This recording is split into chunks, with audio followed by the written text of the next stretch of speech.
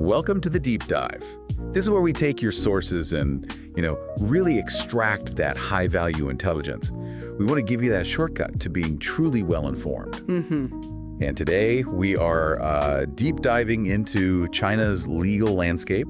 We're looking at a huge legislative reset that's happening right now, leading into 2026. Right. It's a massive package of new and revised laws all coming through 6 different presidential orders. 6 of them. So our mission for this deep dive is to figure out what all this means for market risks, for compliance cost, especially as we head into the 2026 fiscal year. And this isn't just, regulatory housekeeping. That is the crucial takeaway for you. We're watching the legal infrastructure get solidified for the next very high-stakes phase of China's economy. So for any business with exposure to the mainland, whether that's operations, supply chain, investments, any of it, these 6 orders mean you need to immediately recalibrate your risk, your compliance, everything. Okay, so let's get into it. The core event, it happened really quickly. President Xi Jinping signed these 6 orders, enacting all these pivotal laws and revisions. And that speed is a signal in itself. It has to be. Enacting this right after the top legislature's sessions, it basically tells you the strategic framework for 2026 is, it's solid now. Yeah. This is the government laying down the final rule book. The final rule book for how the next era is going to be managed and, more importantly, enforced. Exactly. Enforced. So let's tick through the components. On the industrial side, there's a new hazardous chemicals safety management law. Yeah, and that dramatically tightens oversight. Think production, storage, transport, all of it. Then we've got revisions to the fisheries law and the civil aviation law. Seems like it's mostly modernizing safety and infrastructure, right? Right. It's about meeting efficiency goals. But tying it all together is this decision to clean up old regulations. Okay, so getting rid of outdated or overlapping local rules. Precisely. It's a push for legal consistency. They call it whole process law-based governance, which is just a way of saying the rules need to be clear and applied the same way everywhere. But the real heavy hitter, at least for our audience, has to be the revised foreign trade law. Oh, absolutely. That one's effective March 1st, 2026. And it specifically targets the new realities of, digital trade and also aligning Chinese standards with international green criteria. The transition window on that is closing so fast. It is. And, you have to ask yourself why they would bundle all this together. Safety laws, maritime stuff, complex digital trade. What's the common thread? Resource efficiency and tech alignment. It's an across-the-board push for efficiency, trying to transition away from that old resource-intensive growth model. So this didn't just come out of nowhere. Let's zoom out a bit. This package is part of a much bigger, ongoing strategic legislative drive. It is. It was all laid out back during the 2025 2 sessions. You have to see this through a dual strategy lens. Remember the foreign relations law that was passed? Right. That was the high-level strategic piece. Right. It gave a legal framework for China to respond to sanctions, foreign interference, that sort of thing. Exactly. So this new package, and especially that foreign trade law, is the operational part. It's how they implement that strategy. So on one hand, it's promoting liberalization, like with the negative list for services trade. But on the other hand, it's strengthening the national security guardrails. It's a real tightrope walk. And that tightrope walk is all driven by this core economic philosophy, high-quality development. That's the key phrase. It's all about growth. That is innovative, green, open, coordinated, the buzzwords. And to get there, the whole legal system has to shift away from supporting the old model. And of course, the money follows the mandate. That's always a key for investors. The draft 2025 budget put serious capital behind this. Serious capital. RMB 398.1 billion, what's that, about 55 billion US dollars, just for science and tech spending. A 10% increase. And that money is directly supporting what they call NQPFs. New quality productive forces. Right. It's Beijing's term for shifting capital away from old, heavy industry and just pouring it into high-tech innovation. Next-gen computing, advanced materials, renewables. Plus another 200 billion RMB for equipment upgrades. So these legal updates are basically the stick to make sure the capital redirection actually happens. They're the compliance framework. So you see the long-term opportunity, this huge investment in NQPFs. But where are the immediate costs? The costs that fund this transition.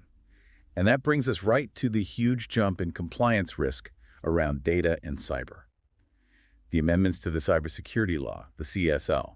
And the timing here is what you really need to focus on. These amendments take effect January 1st, 2026. So days from now. A very, very short window. companies should already have their response ready. This is the first major revision since 2017, and it raises the stakes for literally anyone handling sensitive data. And here's where it gets, I think, really interesting for anyone in a compliance role.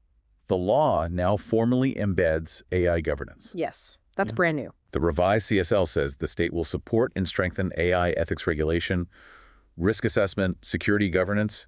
This isn't optional anymore. No, it means mandated investment in new AI security frameworks. It affects everything from how you deploy algorithms to how you train your data models. And if you fail to meet these new standards, the consequences are now existential. Yeah. Think of the fines like a corporate speeding ticket, but for digital due diligence. For critical information infrastructure operators, CI/ISO, utilities, telcos, finance. The big ones. The big ones. They now face fines up to 10 million RMB. That's about 1.4 million US dollars. That is a staggering jump in liability. And it cascades down, too. For non-CII businesses, fines can hit 500,000 RMB. And critically, the individuals, the people directly responsible, now face personal fines up to 1 million RMB. So the risk is now sitting right on the desk of the chief compliance officer. On the executive leadership, yep. And the penalties aren't just cash. There are administrative sanctions that they can cripple you. What? Suspension of operations, shutting you down completely, revoking licenses, and maybe worst of all, being put on the national blacklist. Oof. That blacklisting risk alone should be enough to mobilize spending on compliance like yesterday. It's a business death sentence. It cuts you off from licenses, state contracts, everything. And what about data?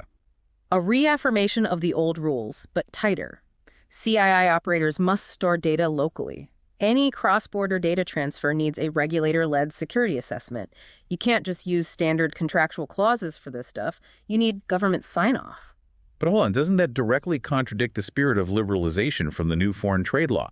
They're institutionalizing a negative list for services trade, opening up. I know. But then they're locking down data transfers for critical infrastructure.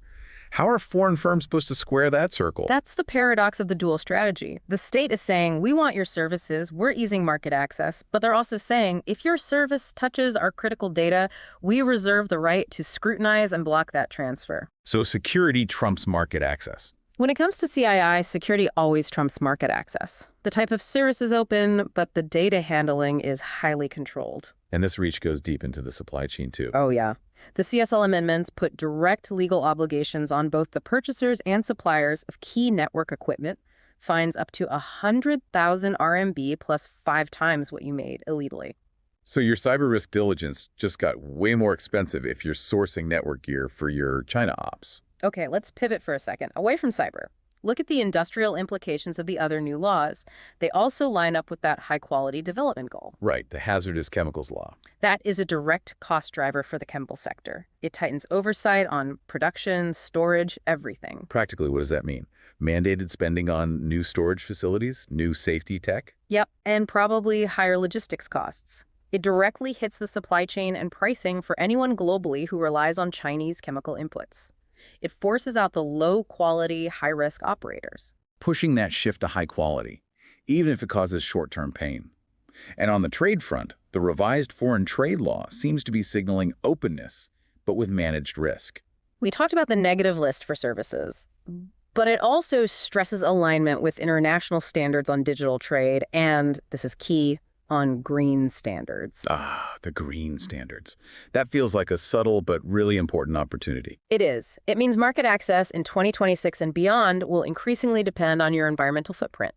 If you're a foreign business ready to adapt to green criteria, you will find an easier path than someone running on an old, high-emission model. So you have this whole coordinated legal environment, huge penalties from the CSL enforcing security, and then mandated capital redirection to high-tech green innovation. And this is just phase one. They're already committed to legislative research on the digital economy, big data, AI. Future regulatory cycles are already planned out. So what does this all mean for portfolio strategy? I mean, with this kind of pressure from the 10 million RMB fines and state support for NQPFs, Right. Does that create a dynamic investors can leverage? Well, the legislative mandate is effectively creating a captive market. Okay, this is not financial advice segment. We're looking at what seems to be a regulatory arbitrage opportunity.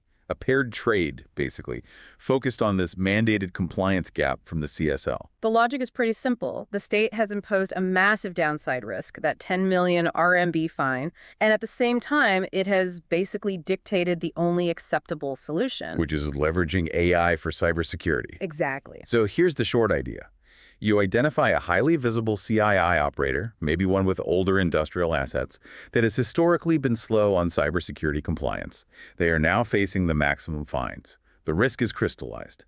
A security incident could trigger a massive headline-making fine. A clear downside catalyst. And for the long idea, you simultaneously go long on these niche domestic Chinese AI-powered cybersecurity solution providers.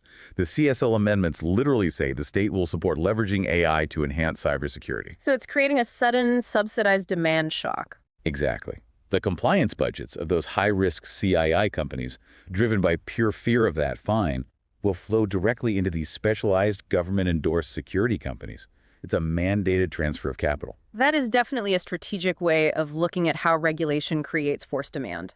Cybersecurity spending is no longer an optional IT expense. It's a legislative requirement. So to wrap this up, what we've seen here is a huge coordinated push to solidify the legal ground for high-quality development in 2026. This is an enforcement update. A big one. The era of, let's say, ambiguous regulation in high-risk sectors is over. The key takeaway for every international business is that compliance is no longer just a cost center. Non-compliance is now potentially existential. Especially with that threat of being blacklisted. You have to update your internal risk models now to reflect these new CSL penalties that kick in January 1st. And remember, all the strategies we talked about are for informational purposes. This is not financial advice. Please review your own compliance posture against this overhaul. So if China is legislatively forcing this transition to high-quality development, the question you have to ask isn't if you need to comply. It's, are you spending your required compliance dollars on the technology that the state actively wants to subsidize? A great question to end on. Thank you for joining us on The Deep Dive. We'll see you next time.